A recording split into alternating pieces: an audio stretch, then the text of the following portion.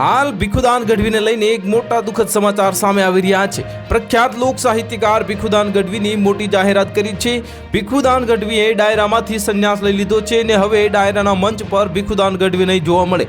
આજીવન લોક ડાયરા નહીં કરવાનો નિર્ણય લીધો છે અને ખ્યાતનામ લોક સાહિત્યકાર એવા ભીખુદાન ગઢવીએ મોટી જાહેરાત કરી છે।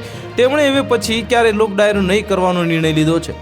આ જાહેરાત તેમણે આજ શ્રી પીઠળમાંના એક કાર્યક્રમમાં કરી હતી। ત્યાં જે તેમણે પોતાનો છેલ્લો લોક ડાયરો કર્યો હતો। ભીખુદાન ગઢવી છેલ્લા 4 દાયકાથી સતત લોક સાહિત્યની સેવા કરી રહ્યા છે। તેમણે અનેક લોક ડાયરા અને કાર્યક્રમોમાં જે પોતાની કલાથી લોકોના દિલ જીત્યા છે।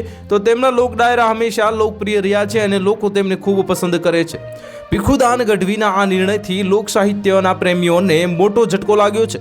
તેઓ હવે ક્યારેય તેમના લોક ડાયરાનો આનંદ માણી શકશે નહીં। ભીખુદાન ગઢવીએ લોક સાહિત્યમાં જે યોગદાન આપ્યું છે તે હંમેશા યાદ રહેશે અને ભીખુદાન ગઢવી એક ઉત્તમ લોક સાહિત્યકાર કલાકાર પણ છે।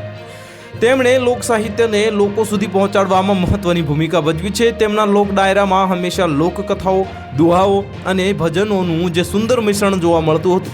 તેમણે પોતાની કલાથી લોકોને આનંદિત કર્યા છે અને લોક સાહિત્યને એક નવી ઓળખ આપી છે। તો હાલ માટે આટલું જ। મળીશું નવી અપડેટ સાથે।